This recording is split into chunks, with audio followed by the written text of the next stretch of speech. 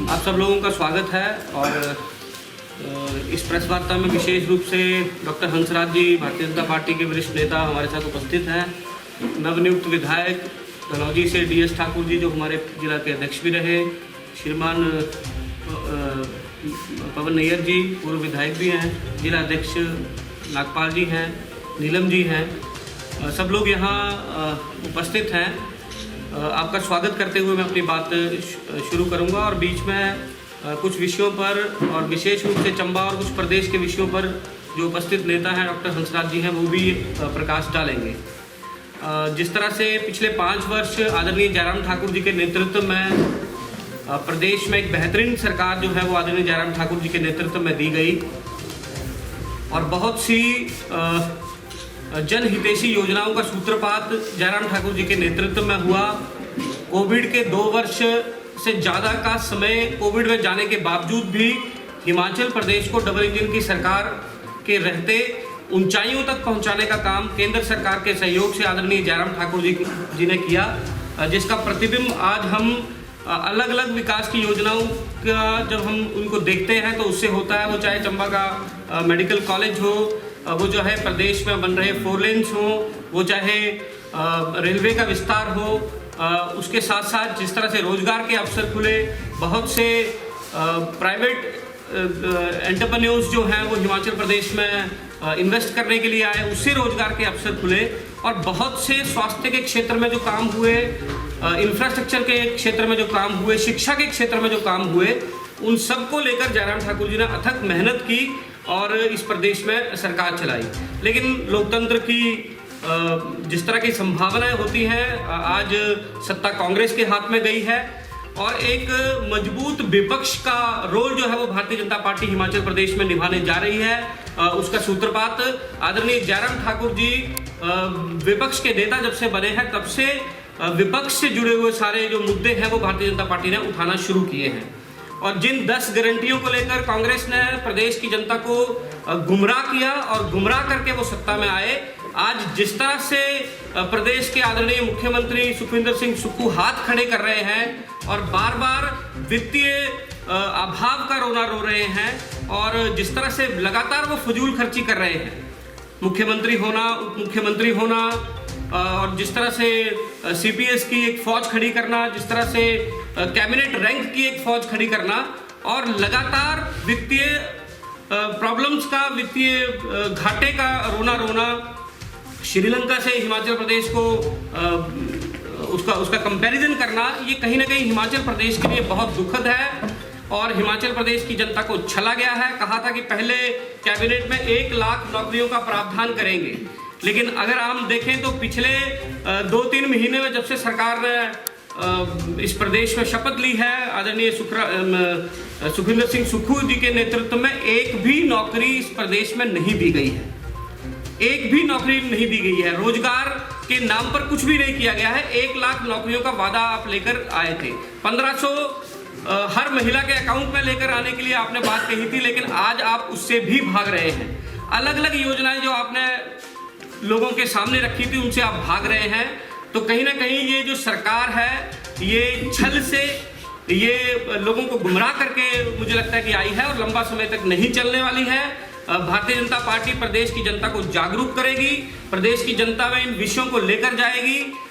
जो जो इन्होंने घोषणाएं की थी, जो जो वादे किए थे, उनको भी प्रदेश की जनता के सामने रखेगी और साथ ही केंद्र सरकार की योजनाओं को, जिस तरह से बजट केंद्र सरकार का आया है, उस बजट में जिस तरह के प्रावधान हिमाचल प्रदेश के लिए किए गए हैं, जिस तरह की प्रदेश की जनता के लिए किए गए हैं, उनको लेकर हम जनता के बीच में जाएंगे। जागरूक विपक्ष का रोल जो है वो भारतीय जनता पार्टी निभाएगी और आगे आने वाले जो लोकसभा चुनाव हैं, अपने संगठन को मजबूत करते हुए जनता के बीच में इन मुद्दों को ले जाकर जनता में जागरूकता फैलाते हुए, जिस तरह से 2014 में और 2019 में भारतीय जनता पार्टी रिकॉर्ड वोटों से लोकसभा चुनाव जीती थी, आगे आने वाले समय में 2024 में भी लोकसभा चुनाव जो है वो जीतेगी। एक शुरुआत के लिए मैंने ये बातें बोली हैं और इसमें बहुत सी बातें जो हैं वो आंकड़ों पर आधारित हैं। बहुत सी प्रदेश के नेता हमारे बीच में हैं और चंबा जिला के से संबंधित रखते हैं। चंबा जिला के भी बहुत से मुद्दे हैं, डी नोटिफाई जो संस्थान के उनके मुद्दे हैं। चंबा से जुड़े हुए मुद्दे भी हैं, प्रदेश से जुड़े हुए मुद्दे भी हैं। तो डॉक्टर हंसराज जी हैं, DS ठाकुर जी हैं, जो भी यहाँ हमारे वरिष्ठ नेता हैं, उनसे भी मेरा आग्रह है कि वो आपके माध्यम से सभी विषयों को जनता तक पहुँचाए। मोटे तौर पर भाई उमेश जी ने सारा विषय रख दिया है, क्योंकि प्रदेश के प्रवक्ता हैं और सारा विषय जो राष्ट्र स्तर का और स्टेट स्तर का है वो सब रखा है इन्होंने। मुझे सिर्फ इतना ही कहना है कि जिला चंबा में भी डिनोटिफाई हुए हैं बहुत सारे संस्थान, जिसमें लगभग 1000 संस्थान जो हैं वो पूरे प्रदेश में डिनोटिफाई हुए हैं। ये बड़ा दुर्भाग्य का विषय है कि जिस तरह से अभी मौजूदा सरकार जो है वो जिस तरह से पक्षपात कर रही है, और एस्पिरेशनल ज़िला है चंबा, इसमें बहुत सारे संस्थान जो है वो चंबा के लोगों की मांग पर खुले थे, जिसमें चाहे चंबा सदर में जो संस्थान खुले थे, चाहे उप तहसील खुली थी या वो डिनोटिफाई हुई हैं, या तीसा में डिवीज़न, सब डिवीज़न, उसके साथ साथ स्वास्थ्य संस्थान, ऐसे ही हमारे भटियात में, डलहौजी में हमारे विकास खंड खुला था, और ऐसे कई संस्थान हैं जो इन्होंने डिनोटिफाई करे हैं। ये विषय हमने विधायक प्रायोरिटी वाली मीटिंग में भी रखे थे, प्रायोरिटी की मीटिंग में उन्होंने कहा तो है कि हम इसमें जो है वो देखेंगे, लेकिन मुझे लगता है जनता विरोधी सरकार जो है वो बनी है, और चंबा के साथ तो वैसे भी बहुत बड़ा पक्षपात जो है वो इस बार भी हुआ है। हमने देखा है कि जहां हमें लगता था कि इनको कोई दिक्कत नहीं होनी चाहिए, माननीय कुलदीप सिंह पठानिया जी को कैबिनेट में भेजते हुए, लेकिन उन्होंने नहीं भेजा, और इसी से ही स्पष्ट हो जाता है कि मौजूदा सरकार की क्या नीति है, क्या नीयत है चंबा के प्रति। उन्होंने जो है वो इस तरह का शोषण शुरू किया है। वैसे ही PWD, IPH और इलेक्ट्रिसिटी बोर्ड में आपने देखा होगा भारी बर्फबारी और बरसात हुई चंबा जिला में। ये पहली बार हुआ है कि हमें सड़कें रिस्टोर करने के लिए 7-7 दिन का जो है वो समय लगा। चाहे वो भरमौर का इलाका था हमारा, जिसमें 3-3 पुल जो है वो डैमेज हो जाते हैं, जनता जो है वो त्राही करती है। डलहौजी का हमारे अपर पोर्शन है, चाहे सलूनी का पोर्शन है, चाहे केहार की तरफ हम लोग जाते हैं, ड्यूर की तरफ जाते हैं, वैसे ही चुराह में, भटियात में, बायाजोत, इस तरह के इन्होंने जो एक नई नोटिफिकेशन करी हुई है, DC को जो आदेश किए हुए हैं कि आप जो है वो जैसे विधायक निधि बंद कर दी। अब हम लोग विधायक कम से कम ये कर लेता था कि आनन फानन में लोगों की समस्याओं को देखते हुए, मान लो जैसे कल मेरी कंस्टिट्यूंसी में एक गवर्नमेंट मिडिल स्कूल जो है वो डैमेज हो गया। अब क्लासेस शुरू होनी है, कल से ही स्कूल शुरू होने हैं, तो वहाँ पर बिल्डिंग की व्यवस्था या बिल्डिंग के लिए काम शुरू करना था। DC साहब से जब हमने बात करी तो उन्होंने कहा चिट्ठी निकाली हुई है, ना बैकवर्ड एरिया सब प्लान का पैसा, ना रिलीफ का कोई पैसा, ना ही कोई विधायक निधि का पैसा, ना 15 फाइनेंस का कोई पैसा। जितने भी पैसे जो हैं वो सबमिट करके अपने लोगों की कोठियाँ सजाने के लिए। अब बड़ा दुर्भाग्य है कि हिमाचल में ये बड़ी विडंबना शुरू हुई है कि छोटे से प्रदेश में, जहां एक ही मुख्यमंत्री जो है वो सारा कार्यक्रम चला देते थे, लेकिन डिप्टी CM भी नियुक्त करे, उसके साथ साथ पूरा प्रोटोकॉल भी सेट कर दिया। उनके साथ साथ जो है वो 2 कोठियाँ 3 तोड़ करके 1 कोठी बनाई जा रही है। आप मीडिया के माध्यम से जनता तक ये बात जानी चाहिए, और सभी कोठियों का काम बड़े जोर शोर से चला हुआ है। 11 नई गाड़ियाँ आ जाती हैं। ये कहते हैं, अब जैसे हमारी विधायक निधि रोक देते हैं, आम जन के लिए हिम केयर के लिए पैसा नहीं है, आयुष्मान के लिए पैसा नहीं रिलीज करते, लेकिन CT स्कैन, अल्ट्रासाउंड, एक्सरे के लिए पैसा नहीं देते, जबकि हम लोग लगभग 300 तरह की दवाइयाँ निःशुल्क दे रहे थे। आज की डेट में आप पता करना, दवाइयाँ भी ख़त्म कर दिया इन्होंने। तो ये 2 महीने में ही इन्होंने अपना ट्रायल वर्जन जो है वो उतार दिया है, जो जनता विरोधी, मतलब छलावे से जो ये अभी सत्ता में आए हैं, ठग करके 1.25 लाख लोगों को खुश करने के लिए 70 लाख लोगों का जो है वो शोषण किया जा रहा है। अलग अलग तरह के टैक्सेस जो है वो लगाए जा रहे हैं। खाने के तेल पे 9 रुपये बढ़ जाते हैं, हमारे पेट्रोल और डीजल जो है वो महंगे हो जाते हैं। और आप देखिए, चंबा जो बड़ा रिमोट एरिया है, एस्पिरेशनल ज़िला है, यहाँ पर जो है वो ऐसी कोई कवायद शुरू नहीं की है। आदरणीय सुखविंदर सुक्खू जी की सरकार ने, इन्होंने जो है वो अपनी मानसिकता पूरी तरह से व्यक्त कर ली है। मेरा तो सिर्फ चंबा की जनता से और हिमाचल की जनता से यही आह्वान है, आग्रह है कि जनता ने कोशिश करी थी भारतीय जनता पार्टी को दोबारा से सत्ता में लाने के लिए, लेकिन 35,000 वोटों से हम लोग 0.9% से ही रह गए। लेकिन हम ये बड़े दावे के साथ और पूर्णतः उसके साथ कह रहे हैं कि जिला चंबा जो है वो इकट्ठा होकर के जो है वो इनकी कुनीतियों का विरोध करेगा।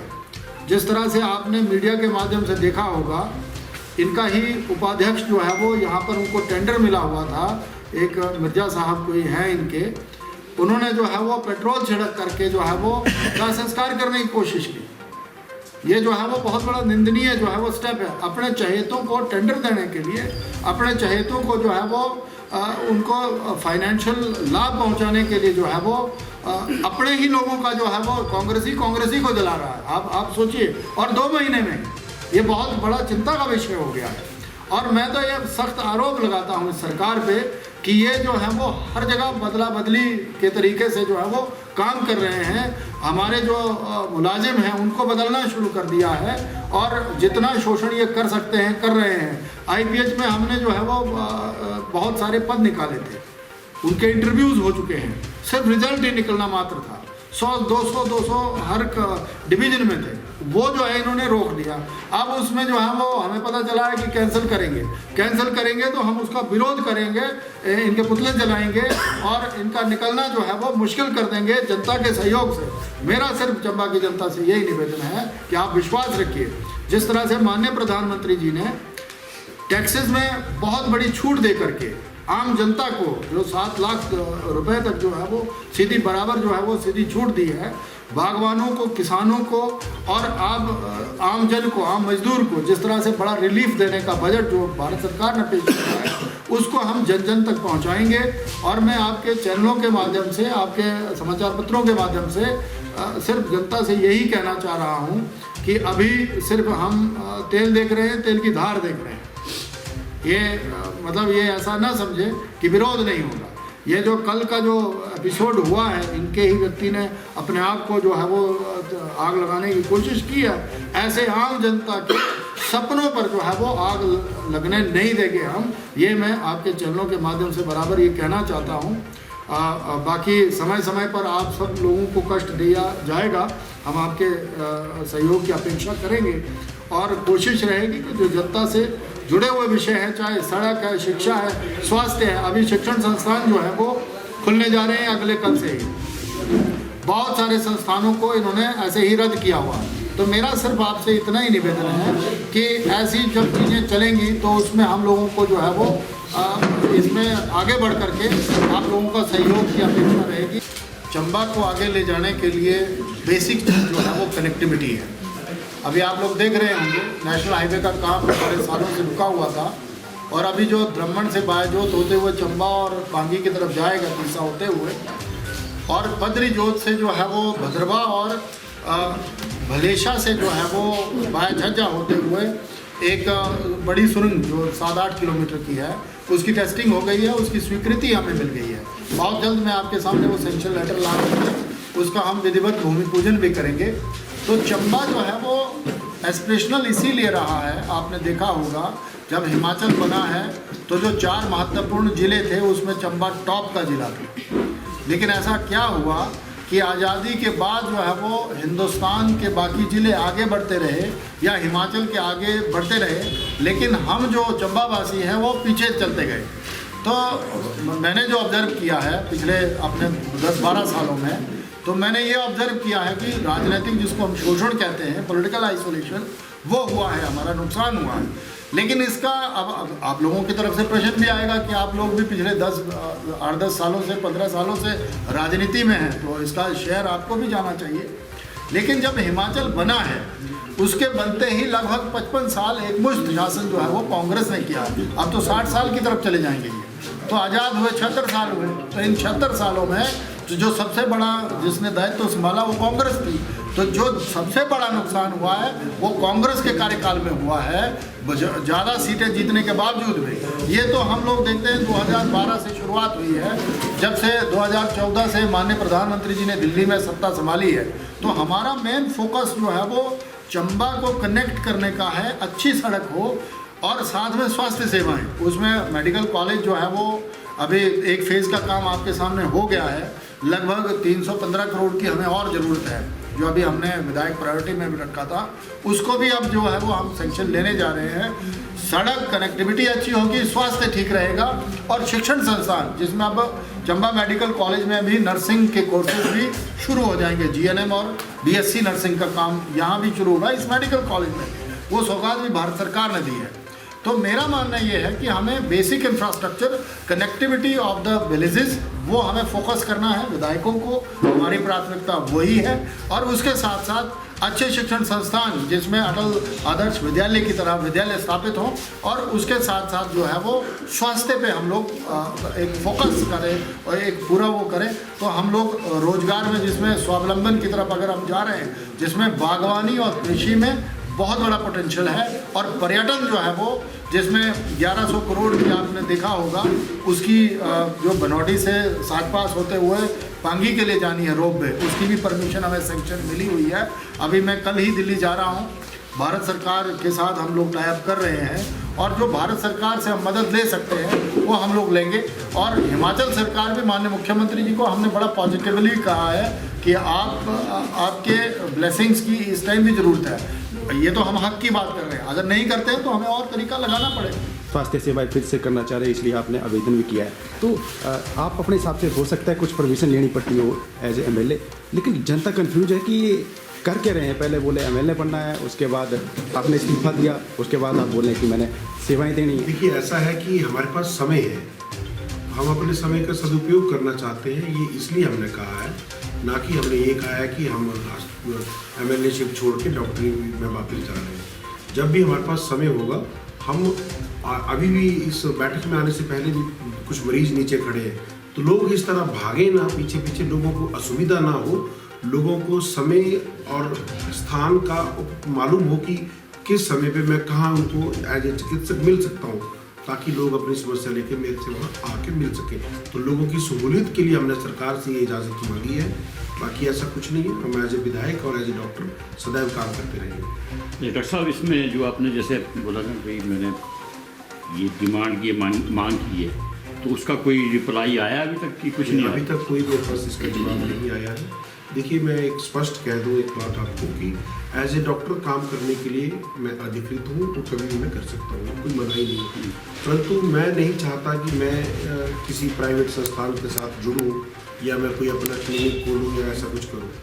परंतु अगर काफ़ी लंबे समय तक सरकार इस विषय में कोई कदम नहीं लेगी या कोई सूचित नहीं करेगी, तो जाहिर सी बात है कि लोगों की समस्या को देखते हुए जिस तरह से लोग पीछे भागते हैं और जहाँ मैं किसी कार्यक्रम में जाता हूँ वहाँ लोग पहुँच जाते हैं, तो उनको एक स्ट्रीमलाइन किया जाए, एक व्यवस्थित किया जाए, उनको समय और स्थान का मालूम हो। इसलिए हम कुछ इस विषय पर जरूर हम विचार करके बहुत जल्द लोगों को ये सूचित करेंगे कि हम एज ए डॉक्टर कब और कहाँ जाएंगे। डॉक्टर साहब, अगर आप डॉक्टरी करना चाहते हैं और सरकार परमिशन नहीं देती है, तो आप क्यों ना चंबा या ब्रह्मौर में कोई किराए का मकान लेके वहाँ शुरू कर दे, बजाय शिमला बैठने के? किसने कहा मैं शिमला बैठ रहा हूँ? ये अप्लाई आपने उसके लिए किया है? ये आपका सवाल गलत है, आप पता करिए मैंने क्या कहा है। नहीं, आपने कहा आईजीएमसी के लिए अप्लाई किया? कहीं नहीं आपने कहा कि आईजीएमसी के लिए अप्लाई किया। आपने कहा सवाल को पहले जान लें ठीक से। मैंने ये कहा है कि मैं प्रदेश के किसी भी हिस्से में जहाँ को भी सरकार को उचित लगे, पर प्राथमिकता मेरी काम करने की वो चंबा में रहेगी। कारण क्योंकि चंबा से न्यूरो के हेडिगिरी के केसेस टांडा या शिमला पहुँचने में बहुत समय लगता है। तो सरकार परमिशन दे तो ये तर्क संगत रहेगा कि सरकार मुझे चंबा में काम करने की इजाज़त दे, परंतु अगर नहीं देती तो अगर अपना काम भी शुरू करना है तो मैं चंबा में ही काम करना चाहूँगा। डॉक्टर साहब, उसी टाइम मान लो आप चंबा हॉस्पिटल में सर्विस दे रहे हैं, पार्टी का आदेश आता है कि सड़क पे उतर कर जो है वो आप सरकार का विरोध करो, और उसी समय आपके पास कोई सीरियस केस आ जाता है, तो आप केस अटेंड करेंगे या उस टाइम सड़क पे उतरेंगे? मरीज की जान को देखने, उसकी स्थिति को देखने के पर हमें अगर ये लगता है कि मरीज की जान बचाना ज़्यादा महत्वपूर्ण है, तो जाहिर सी बात है मैं किसी की जान को ज़्यादा तवज्जो दूँगा। और उसमें एक चीज़ मैं जोड़ दूँ, जिलाध्यक्ष और बाकी लोग भी यहाँ बैठे हैं और जिले का प्रभारी भी हूँ मैं। तो अगर डॉक्टर साहब का सेवा के क्षेत्र में इस तरह की सेवाएं देने का जिन्होंने आवेदन किया है, वो अगर सिरे चढ़ता है और नहीं भी चढ़ता है और ये खुद से भी उसको इनिशिएट करते हैं, तो भारतीय जनता पार्टी चंबा जिला की पूरी लीडरशिप पूरे कार्यकर्ता इनके साथ सहयोग- खड़े इनके सहयोग- साथ इनके सहयोग हमारी करेंगे खुशी की बात और इनके साथ खड़े रहेंगे और इनकी सेवा की भावना को हम अप्रिशिएट करेंगे। नहीं, खुशी की बात है, इसमें मैं सिर्फ इतना ही कहना चाहूँगा। अभी मैं व्हाट्सएप चेक कर रहा था तो बंदे को लगा कि डॉक्टर जनक वहीं पे होंगे, तो उन्होंने अपनी पूरी पर्ची जो है वो मुझे भेजी है, मैं आपको भेज सकता हूँ अभी। मैं ये वो कहा कि अभी नीचे कंसल्ट खड़े करके हुए बता हैं, आप देख दो सकते कि हैं। मेरे को स्पाइनल में ये हुआ है और मेरे को थोड़ा उसका वो बच्चे को लेके हुआ। आए। नहीं, इसमें ऐसा है ना कि तो अगर हमारे पास देखो ये डॉक्टर जनक जो है वो चंबा के लिए नहीं, हिमाचल के लिए वरदान है। मतलब मैं मुंह पे नहीं बोल रहा हूँ, हमने इनकी इम्पोर्टेंस को आईजीएमसी में टॉप का संस्थान हिमाचल में अगर है तो कोई आईजीएमसी है। अभी तो एम्स हो गया हमारा बिलासपुर में, लेकिन आईजीएमसी अपने आप में सॉलिड संस्थान है। लेकिन अगर टॉप के जो मोस्ट जो सफी मतलब जिनको हम बोलते हैं कि जिनमें कैलिबर पोटेंशियल था, वो डॉक्टर जनक जो है वो टॉप 3 जो अच्छे बेस्ट सर्जन आते हैं और एचओडी रहे हैं अपने विभाग के। तो हमारे लिए तो खुशी की बात है। अगर ये उस हिसाब से सरकार नहीं करेगी तो हमारा जो सेवा भारती संस्थान है वो सदैव जो है वो जनहित में लगा रहता है।